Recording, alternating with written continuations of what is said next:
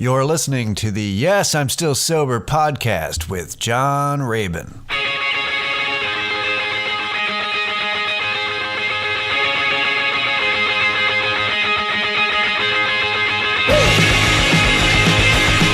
Hello, everybody. Once again, it's Yes, I'm Still Sober podcast with John Rabin. Hope everybody's doing all right. Hope my sober listeners are staying sober. Hope my non-sober listeners are staying sane. It is February 6th as I record this, and it's 75 degrees outside in Austin, Texas. And my AC does not work. But it's 75, so that's not that big of a deal. It's a little bit warmer inside my apartment, but I bring that up because I noticed that it wasn't working. The heater works. The machine turns on. Cold air. So some would say the compressor's not working. That's typically what happens, at least in my unit. And I've lived in this apartment for 5 years now. So I contact 5.5 years, Jesus, something like that. So I contact the apartment people because I sent maintenance out, and I made the mistake of saying, hey, my air conditioner is not blowing cold air. Also, I think I could use a new filter.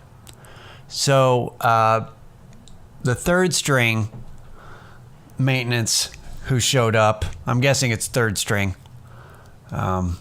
the JV squad maintenance that came by changed the filter out. They're like, it's blowing, seems to be fine.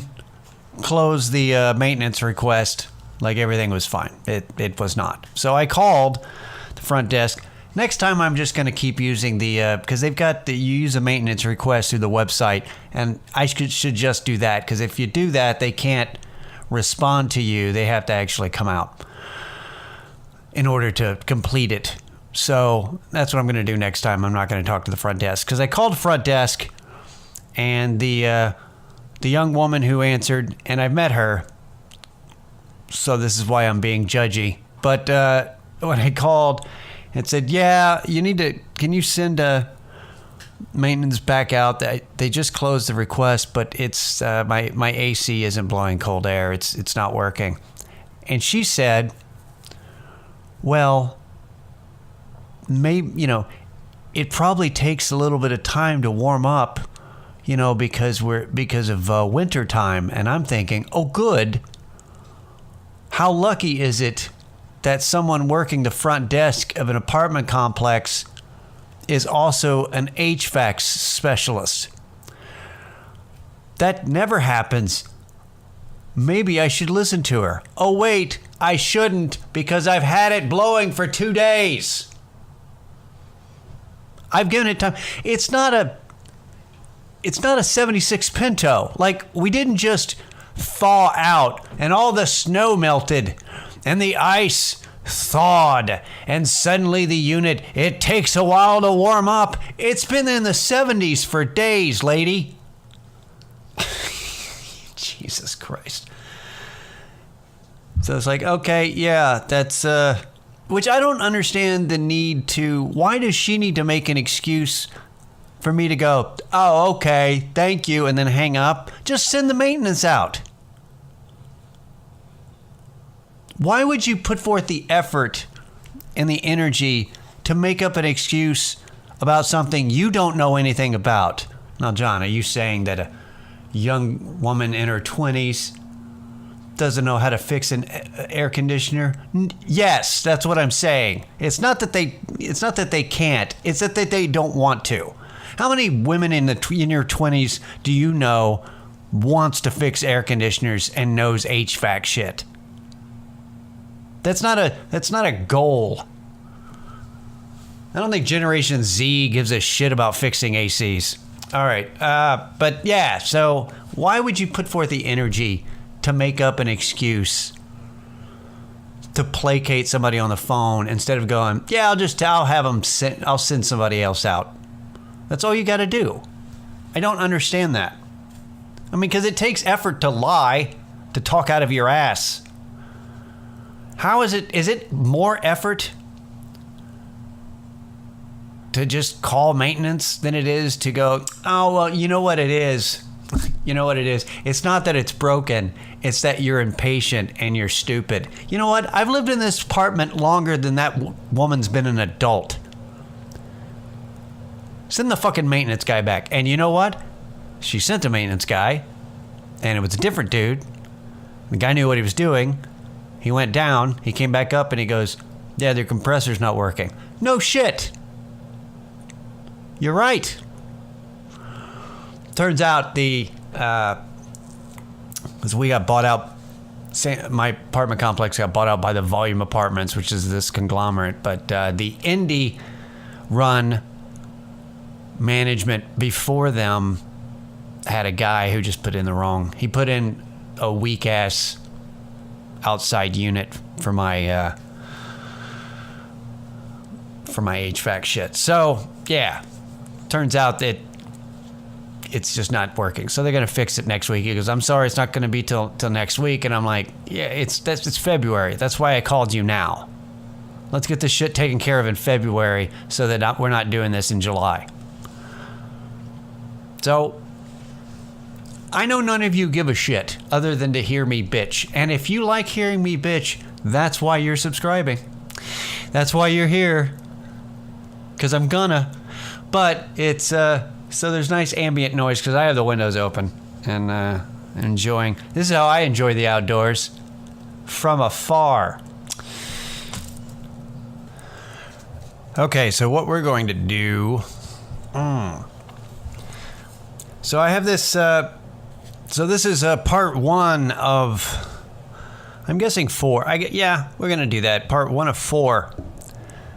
For the month of February, I'm going to be doing a 4-part series on the 4 agreements. And I call this the 4 agreements with expletives. And that doesn't necessarily mean that I'm going to be saying fucking shit, fuck and shit, or shit, fuck or shit. Damn hell, bitch. I'm not, it's not that there's going to be lots of expletives. It's an idea I had.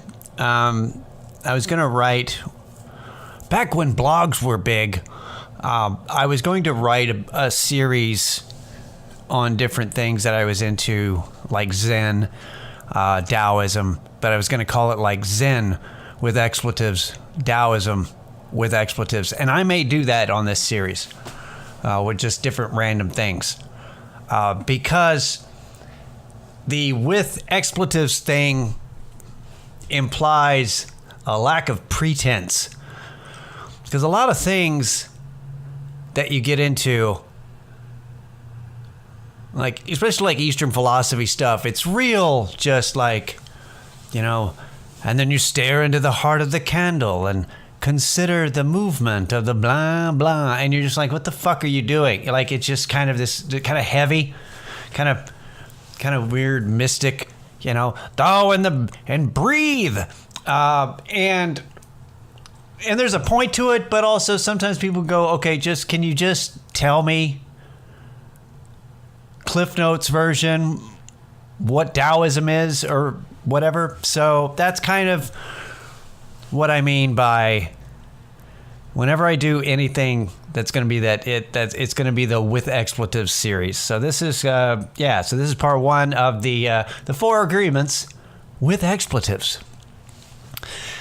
And a little back history on the 4 agreements. What is it? It's a book by Don Miguel Ruiz. It's Toltec Wisdom, Toltec Empire from 600 AD, I think, in Mexico. And I think that the history of it's kind of, there's a whole lot of bullshit, I think. I think it's just kind of embellished to sell books. But what I think is that this is wisdom that was taught to him, you know, from his mom. And I think that's true. but it's based just like passed down through families, and but it's Toltec wisdom. And Toltecs had a whole lot of artists and scholars in their society. So whether this is actual specific Toltec wisdom, it doesn't matter. The fact is that the Four Agreements are it's a great book if you can get past some of the more bullshit. For example, hang on here, let me see. All right, everything in existence is a manifestation of the one living being we call God. Everything is God, and he came to the conclusion that human perception is merely light perceiving light. He also saw that matter is a mirror. Everything is a mirror that reflects light and creates images of that light, and the world of illusion, the dream, is just like smoke, which doesn't allow us to see what we really are, and so on. So the Four Agreements, that was like the introduction chapter. It's like the that first introduction. I've had people who have tried to read this, and they're like, man, I couldn't get past the introduction. I'm like, skip the introduction. Go to the first chapter. You don't have to do the stuff. But this is the Four Agreements it's called the Toltec Wisdom Book. It's a practical guide to personal freedom. It's a self-help book, really. It's just to clarify, not a religion. There's no theology here.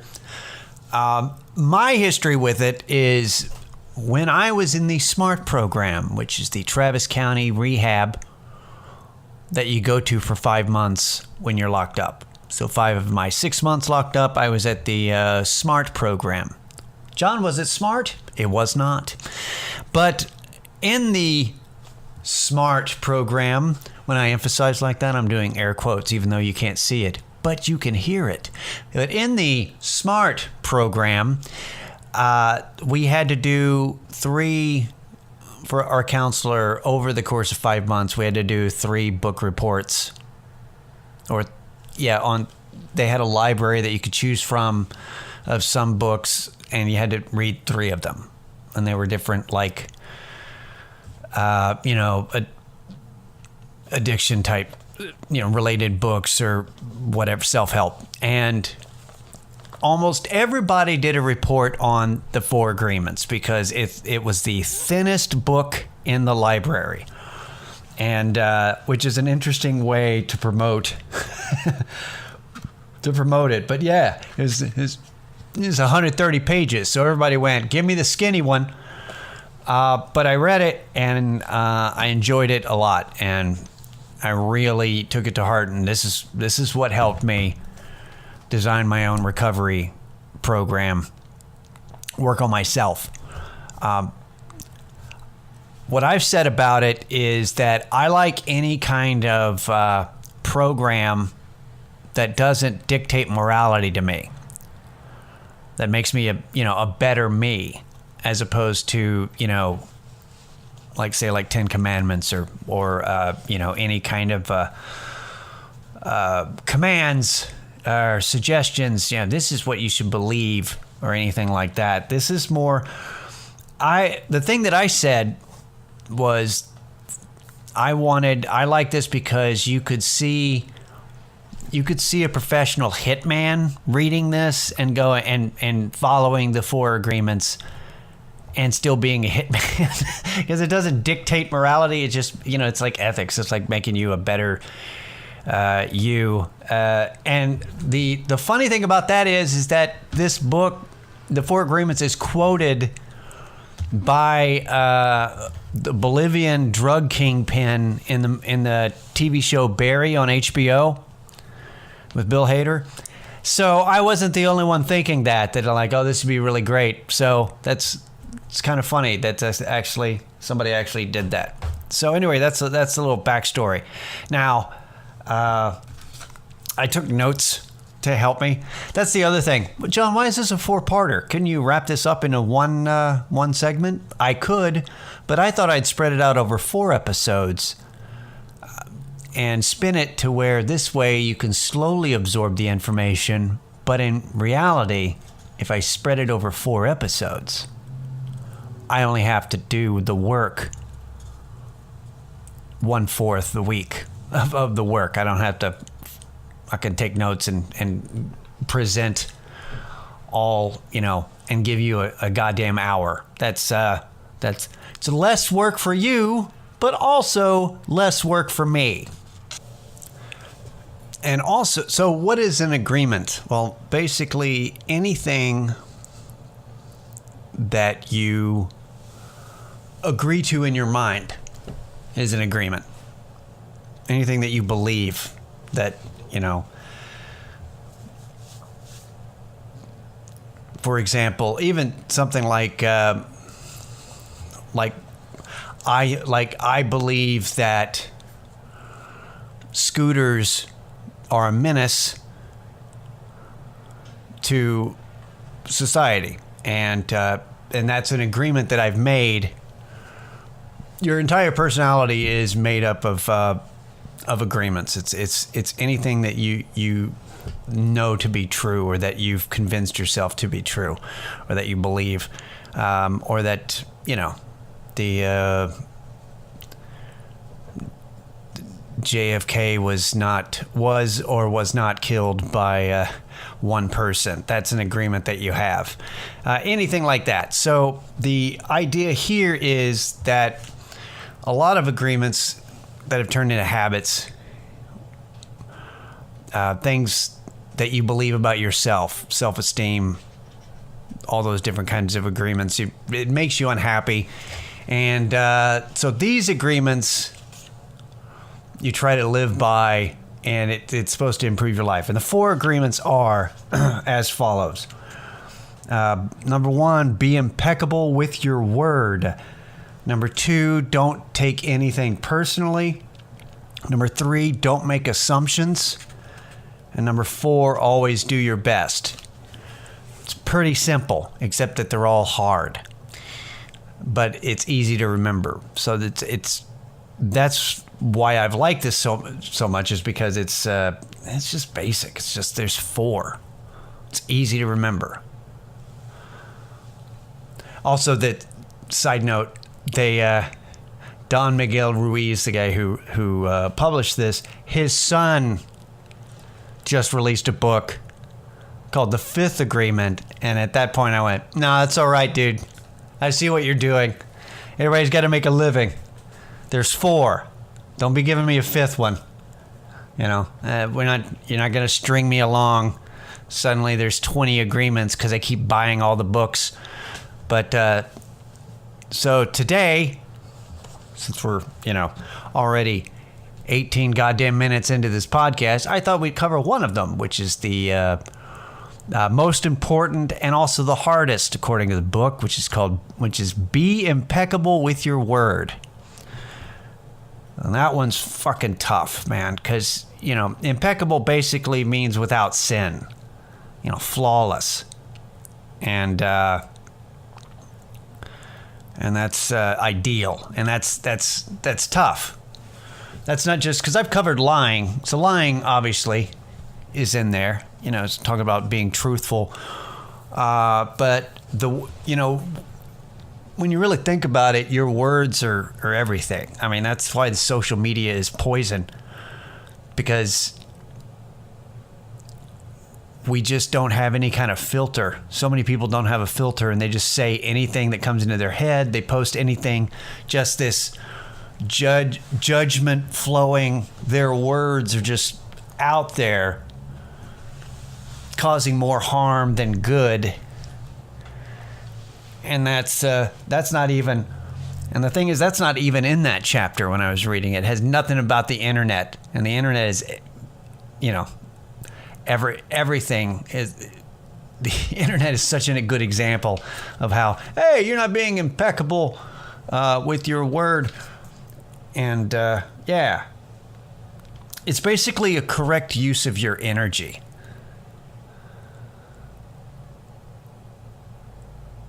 The idea of being impeccable with your word, not using everything to to belittle others or yourself, really. Gossip is the big one, and that's hard for me. Not so much gossip as talking shit. Man, I love to talk shit. And I will probably never be able to completely stop talking shit. Having a couple of friends that I can take aside and go, hey, I need to talk shit with you about something and somebody. Because, you know, it's just... Because in a way, I feel like if you vent to somebody, that way it's not out. I'm like, hey, instead of doing a Facebook post, why don't I just talk shit to you?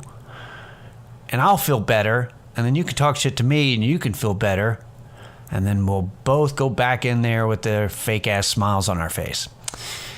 So I understand the point of that it's not fully healthy shit talking, but I'm not going to quit it because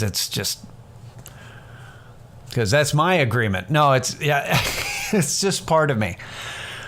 But overall, I think everybody can tell just how bad gossip has just destroyed everything. Just talking behind people's back and talking people down. It's you know, in a perfect world we could get rid of it, but I think the main deal here is that if you're really focused on that, on being productive, not destructive with your words, if you're actually thinking about it, I'm not going to participate in this particular shit talking. I'm going to try to be truthful whenever I can. I'm going to try to not destroy others, not destroy myself. Because we'll do that. We'll say, I'm not good at this shit. And then that just sits, and suddenly, you know, you tell yourself that you're not good at something, and not long enough, you're going to believe it. And all it takes is somebody coming by and just randomly saying the same thing that confirms what you already had doubts about. And suddenly you're destroyed. You won't be able to do that thing that you said that you weren't good at, because whether or not you actually are good or not. So, this feels very much like a sermon. But, yeah. That's what that is. Be impeccable with your word, huh? Yeah, so I think it all comes down to basically, I don't know, not just telling the truth, but, you know, saying what you really mean. And just really it all comes down to integrity, because there is a lack of it. And it really appeals to me to have integrity for two different reasons. Number one, because in the comedy world, in stand-up comedy, there's a whole lot, and I think it's any industry really. But there's a whole lot of you don't know if people are telling you the truth or not. You know, it's just, there's a whole lot of, everybody's motivated to further their own careers. So there's a whole lot of ass kissing, and you never know what anybody's really thinks. And there's a whole lot of fake, just fraud, just frauds, just everybody's not being who they are. Not everybody, but you know.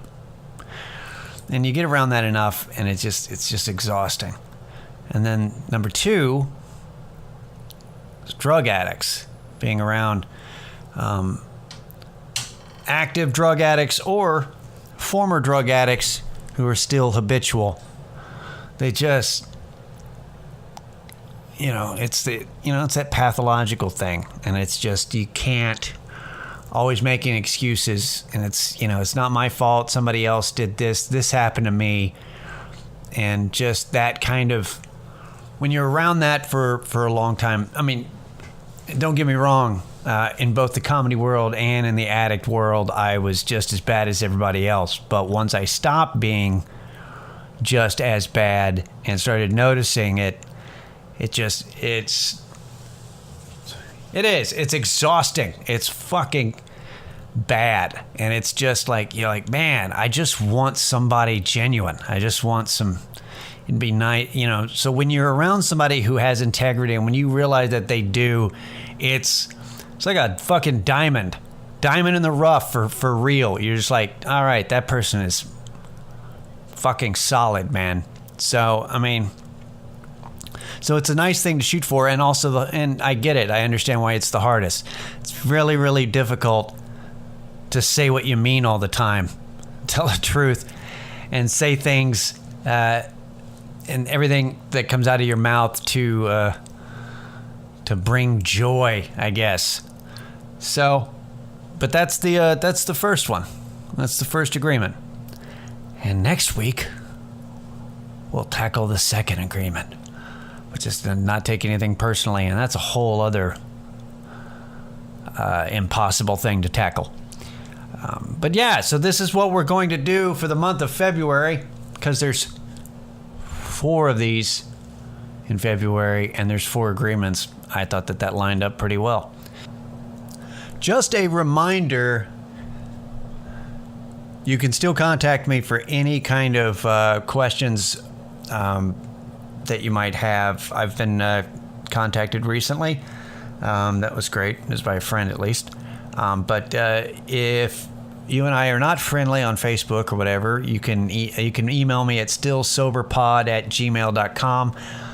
If you have any, if you think that my advice or pointers or input on recovery related, sobriety related shit, you can certainly do that.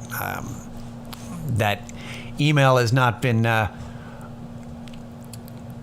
flooded with any kind of inquiries, so by all means, stillsoberpod@gmail.com. So I think that's going to be it for this week.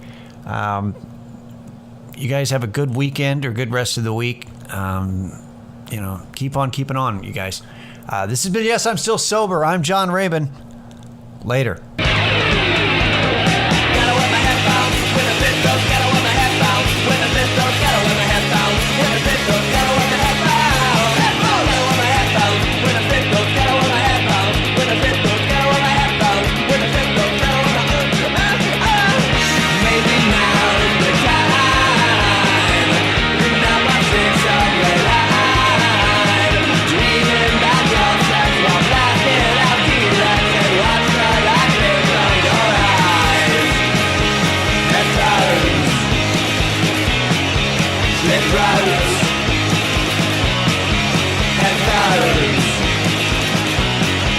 Let's ride.